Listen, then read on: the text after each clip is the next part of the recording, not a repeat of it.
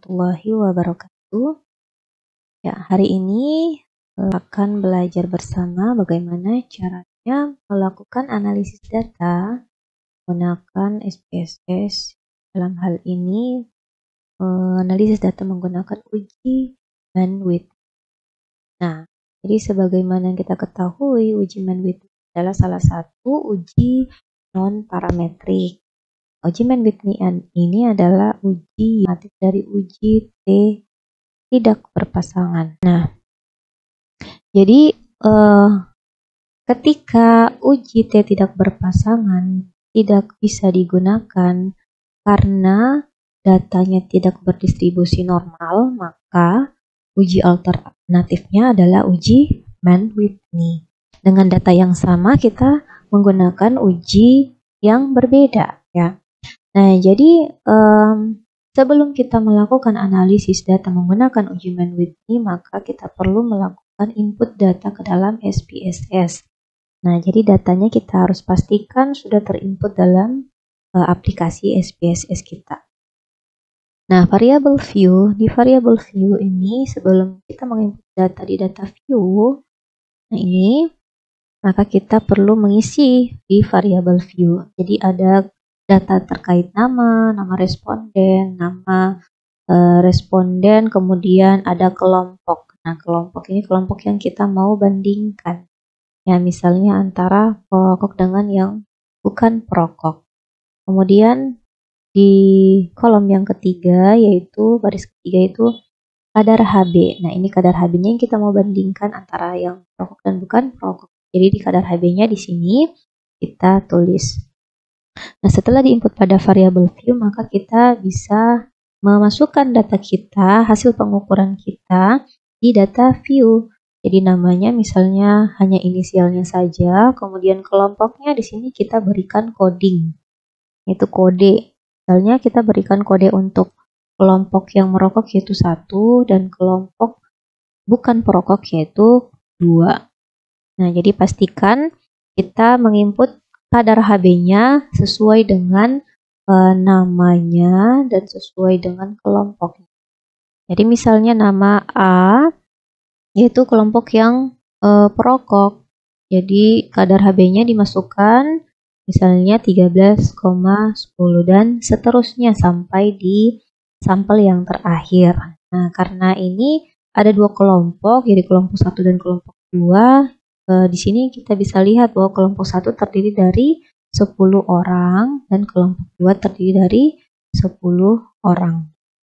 Nah, ini yang akan kita bandingkan. Nah, sebelum melakukan uji analisis menggunakan uji bandwidth ini, maka kita perlu melakukan uji normalitas data. Nah, tentunya ya sebenarnya ketika kita menggunakan uji bandwidth ini harusnya kita sudah tahu ya bahwa distribusi datanya tidak normal. Nah, untuk membuktikannya kita coba kembali ya melakukan uji normalitas. Caranya klik menu Analyze, kemudian Descriptive Statistic, lalu klik Explore.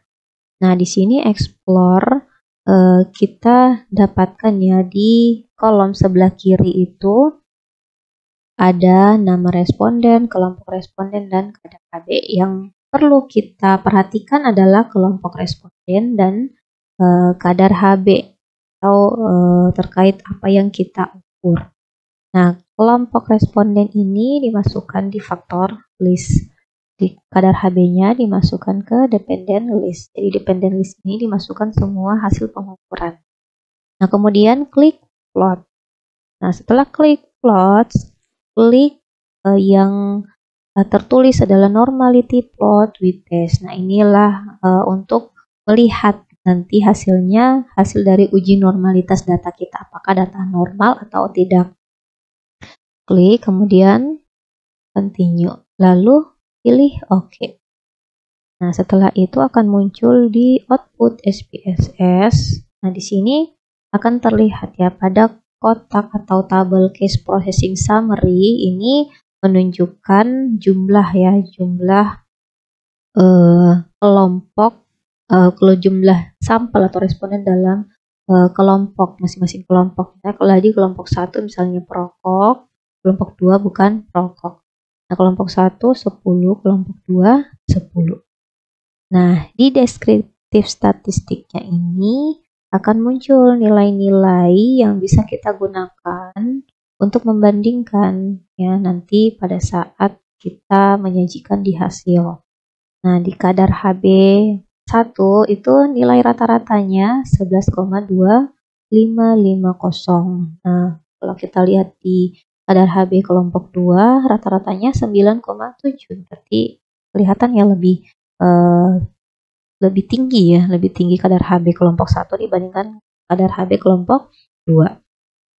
Nah, kemudian kita lihat lagi yang penting itu adalah median. Nah, median ini sebenarnya sama halnya dengan mean. Nah, tapi penggunaannya yang berbeda ya. Jadi ketika data kita berdistribusi normal, maka yang kita gunakan nilainya untuk menunjukkan rata-rata kadar HB dalam kelompok tersebut yaitu nilai mean atau nilai mean atau nilai rata-rata.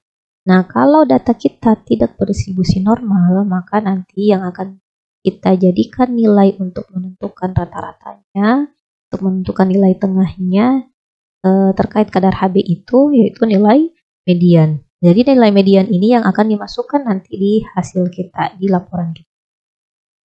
Nah, kemudian ada varians, kemudian standar deviasi, minimum, maksimum, serta range. Nah, jadi yang penting yang akan dimasukkan dalam hasil kita itu adalah nilai mean, median, varian, standar deviasi, minimum, maksimum, dan range.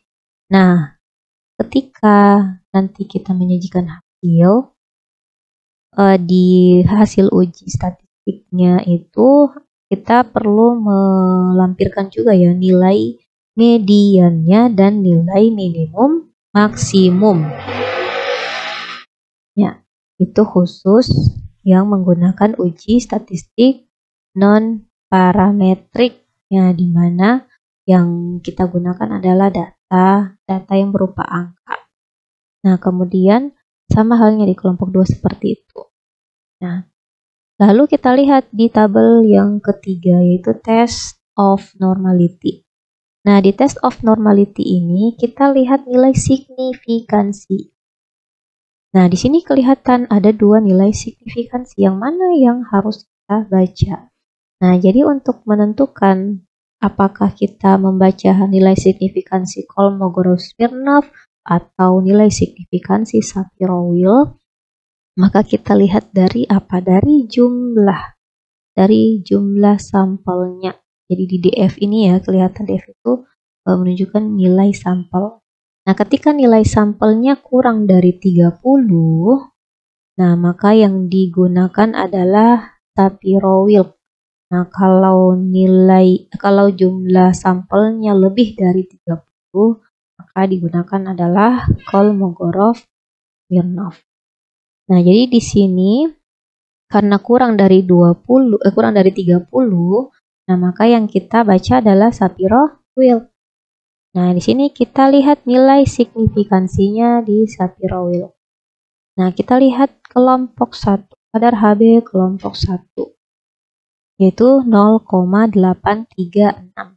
Nah, ini kita bandingkan dengan nilai alfa 0,05 ya. Jadi ketika nilai signifikansi ini lebih besar dari nilai 0,05, maka datanya berdistribusi normal. Nah, jadi ini kadar HB-nya, nilai signifikansi kadar HB lebih besar ya dari 0,05. Nah, berarti datanya berdistribusi normal untuk kelompok kadar HB kelompok 1. Nah, selanjutnya kita lihat yang kedua, kadar HB kelompok kedua. Kita lihat di sini sebesar 0,015. Nah, kita bandingkan dengan nilai alfa. Lebih besar atau lebih kecil?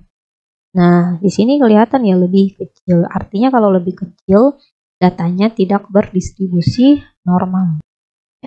Syarat penggunaan uji T, baik berpasangan maupun tidak berpasangan, yaitu kedua kelompok data harus berdistribusi normal.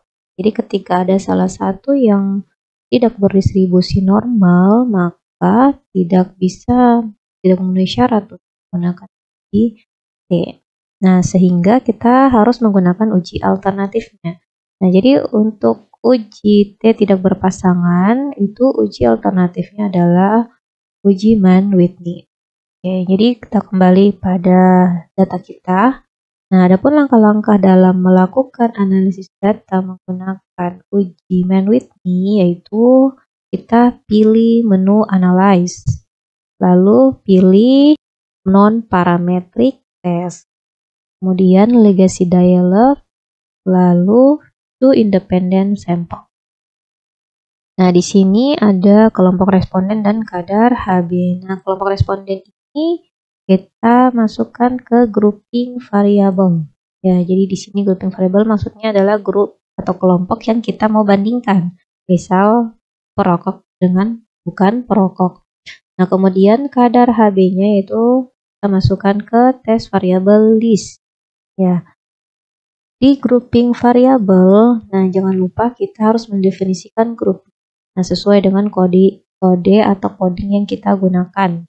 Nah, define groups yaitu kode untuk grup 1 1, grup 2 2.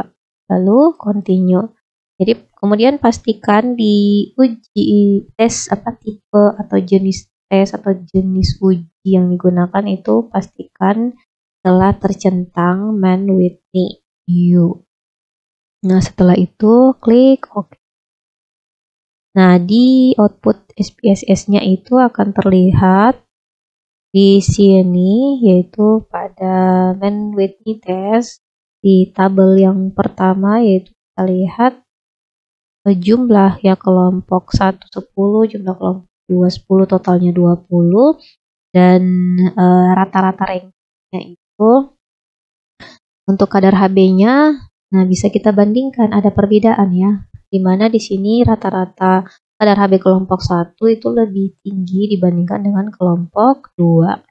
Nah, untuk hasil uji statistiknya kita baca nilai signifikansi yang ini ya, yaitu 0,007. Nah, ini untuk menunjukkan apakah perbedaan ini signifikan atau tidak. Nah, kita lihat secara statistik nilai p-value-nya itu 0,007. Nah, ini kita bandingkan dengan nilai alfa 0,05. Nah, jika nilai signifikansinya atau p-value-nya 0,007 itu lebih kecil dari nilai alfa, maka H0-nya ditolak. Ketika H0-nya ditolak, maka H alternatifnya diterima. Nah, di sini kita lihat ternyata lebih kecil dari 0,05. Maka H0-nya ditolak sehingga H alternatifnya diterima. Artinya dapat disimpulkan ada perbedaan antara kadar HB perokok dengan yang bukan perokok. Ini perbedaannya secara statistik ya signifikan. Nah, karena lebih kecil nilai p-value-nya lebih kecil dari nilai alpha. Nah, kemudian kita juga bisa bandingkan nilai median ya di uji normalitas yang di awal tadi kita lakukan. Nah, di nilai median kadar HB kelompok pertama atau kelompok perokok itu 11,3. Kita bandingkan dengan yang bukan perokok yaitu 9,6. Yang lebih besar ya nilai rata-rata kadar HB-nya dibandingkan yang perokok dibandingkan dengan yang bukan perokok. Nah, kemudian kita lihat minimum maksimum. Nah, ternyata nilai minimumnya sama, namun kadar HB maksimumnya itu berbeda, jadi lebih tinggi pada kelompok perokok ya dibandingkan dengan yang bukan perokok. Ya, demikian untuk uji Mann-Whitney. Ya, selamat mencoba. Billahi taufiq wal hidayah. Assalamualaikum warahmatullahi wabarakatuh.